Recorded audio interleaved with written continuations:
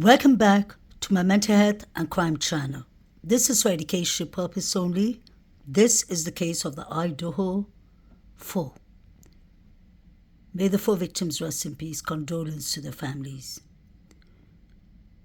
I'm really aware that I've spoken a lot about the Banfield and the grub truck. But that's because I haven't still finished analyzing them properly. Every time I watch these clips, I have more questions. If you pay attention to the guy at the right hand corner, the one with his arms crossed, he's one of the frat boys. Pay attention to how his arms are always crossed. He never puts it straight down. The officer doesn't even ask them to take their hands off their pockets and to stand straight. From the very beginning, I've been wondering about the shirt he's wearing. The shirt looks like a female shirt to me. We all are aware that females wear their shirt buttons on the right-hand side. For different reasons. They usually say that females have their buttons on the right-hand side so that it's easier for mothers to breastfeed. They say that men have their buttons on the left-hand side in case of a sword fight. I found that a bit strange, but that is what Google says. And these are just myths. I'm not really sure if they're true. But my question is, these 3 young gentlemen and Saeed were at the Banfield. The Banfield call was made at 3:01. So somebody called the police. Somebody called it in and said that there were 3 young men that were intoxicated. They could have been drinking, but they don't look very intoxicated to me. They weren't stumbling.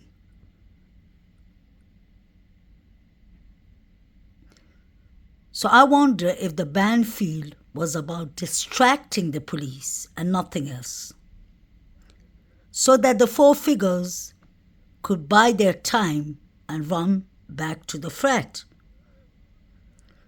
The 4 figures ran at 3:14 in the morning. So if this guy is wearing a female shirt,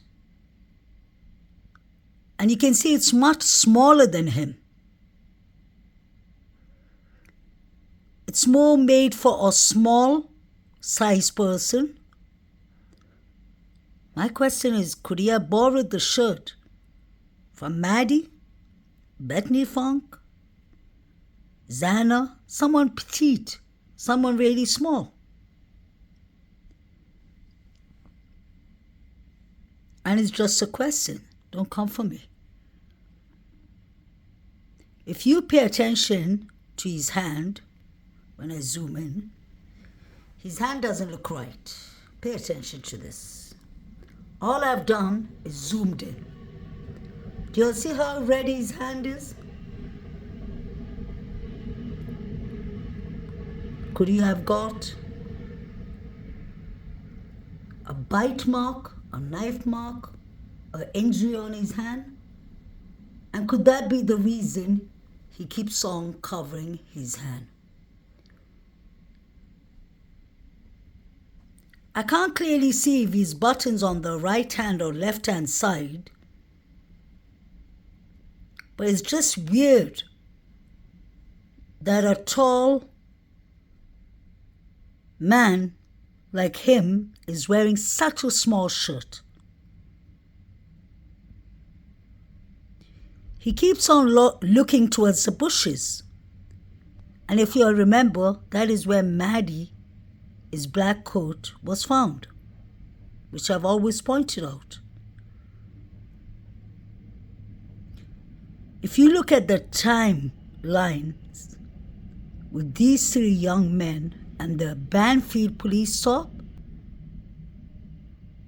it lines up more with Zan and Ethan. I've noticed YouTube creators are now saying that Xana and Ethan were the first to be unalived.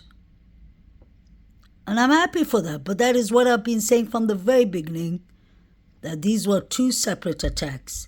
Xana and Ethan were deleted first, Maddie and Kaylee were deleted later.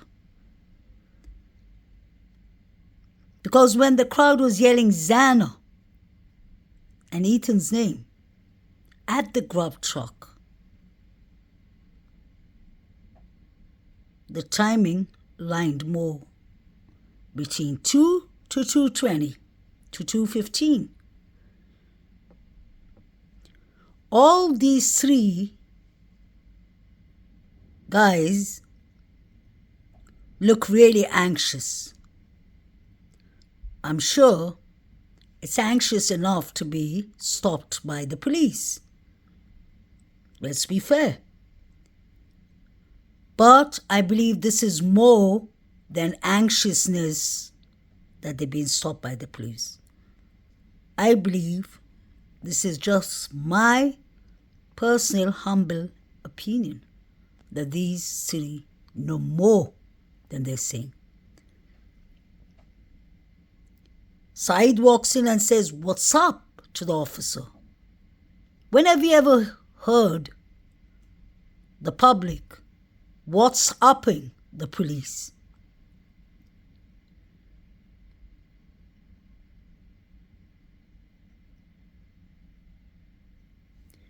Pay attention to his hands.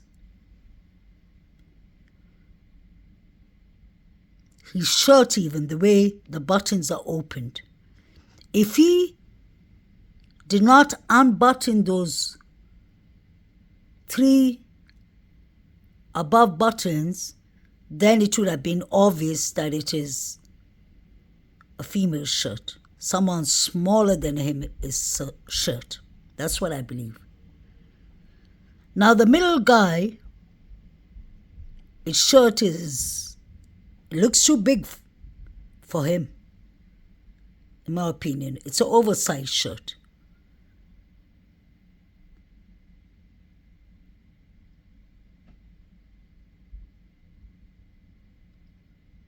I don't know what goggles he has on. If it's the night goggles, the electrician's goggles, he has some kind of goggles on. And I've always pointed out he has one glove on. Some people say it's a reflection, but it isn't. Because when you don't see him having the one glove on, you will notice that that hand is always in his pocket. So this man in the middle, in my opinion, has one glove on. One glove was found at the crime scene by Chris McDonough from the interview room.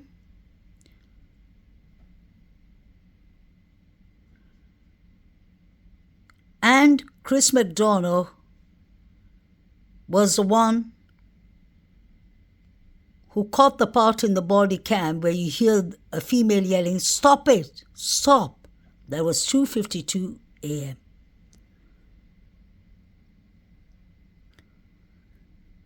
These three young men came from the direction of King Road, Taylor Avenue, because they were stopped at Banfield.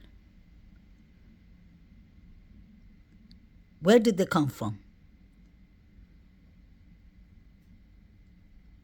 Let's not forget, they've been stopped because they're under 20. They're not 21, so they can't be legally drinking liquor or anything like that. So if they're 19 and 20, like I assume, they would fit more at the age of Xana and Ethan, not Kaylee and Maddie. Which frat do they belong to? The Delta Tau Delt? Or the Alpha Phi? They were crossing the field and there's a couple of frats there.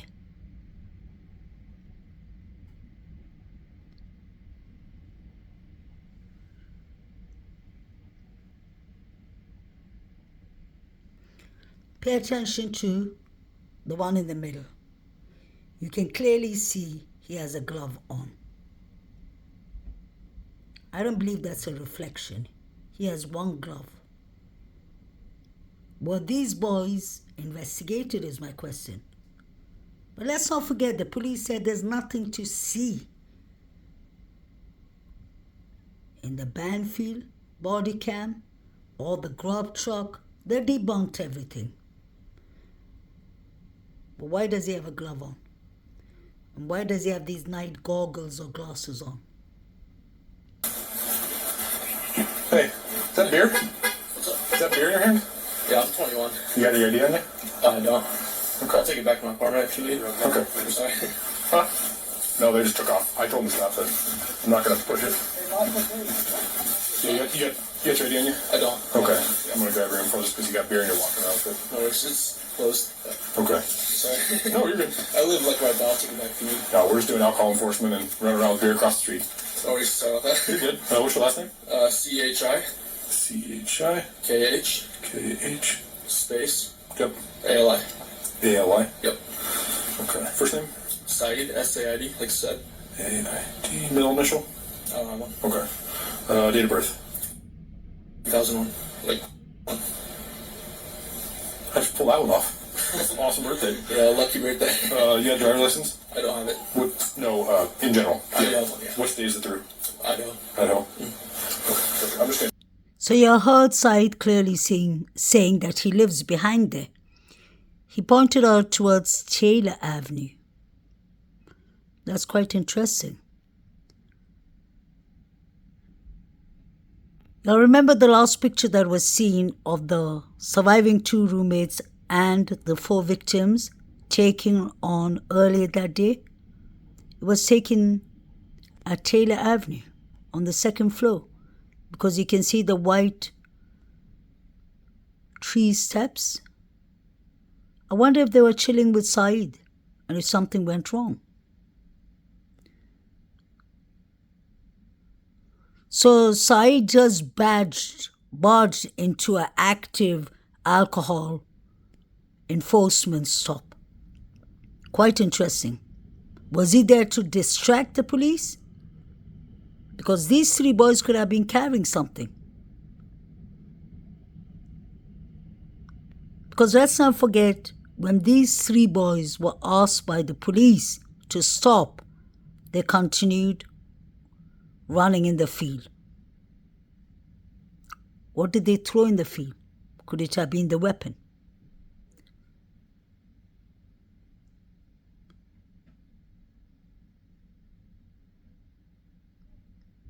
We have MADDIES' black coat, allegedly, behind the fire extension.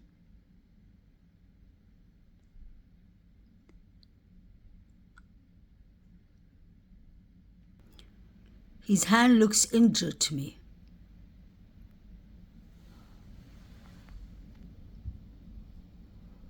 I wonder if he's covering the other hand because he has injuries there.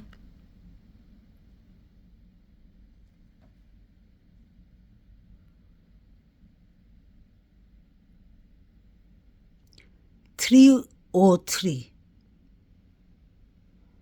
They're watching the pictures on their phone.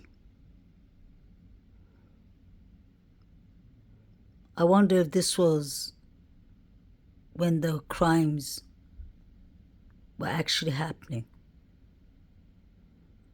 These people were sharing the Snapchats on Geo Snapchat, I heard. They were taking pictures on VSOP. That's where Dylan took pictures with Kim Kelly and deleted them or put them on private. What is so interesting that they are watching, Saeed is watching, Jovito is watching, half of the grub truck are watching.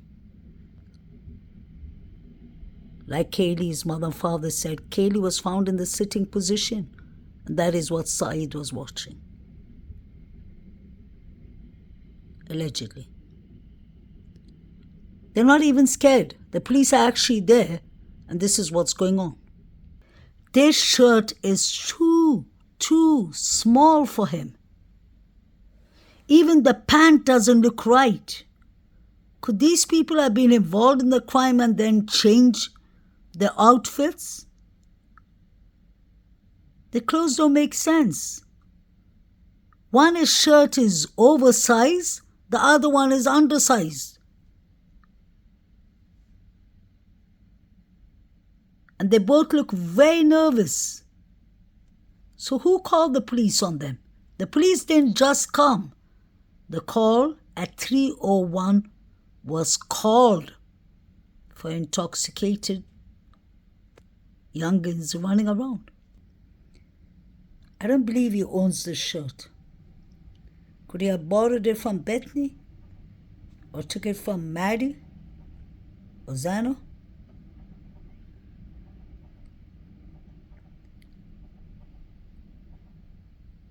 I keep on remembering what Ashley Banfield said. Her sources told her that DM and BF, or DM actually heard rummaging upstairs, and she thought it was the frat boys.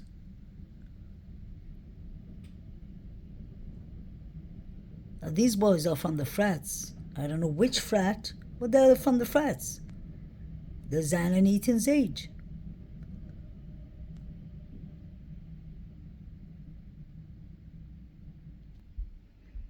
He looks very nervous. Pay attention to his shirt. It doesn't fit him. It is too small. I'm sure some people may think, why are you so occupied with the Banfield and what is it about his shirt? He's just wearing a shirt. But these are important questions. Because the suspect or suspects could have gone, did this horrific crimes, and changed the outfit. And obviously common sense would tell you that there are 6 females living in the house, so they wouldn't have a chance to mail shirts unless Ethan left some of his clothes there.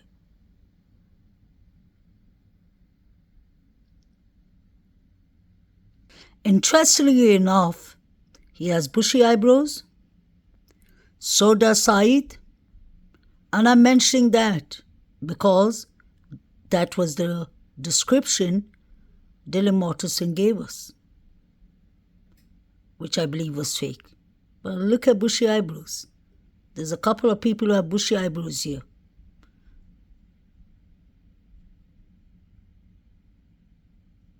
Besides Brian Christopher Koberger. Saeed has bushy eyebrows too. So if this is about bushy eyebrows, Dylan Mortensen could have seen anyone, if she's telling the truth. But let's not forget, DM was in a hallucination state, I believe.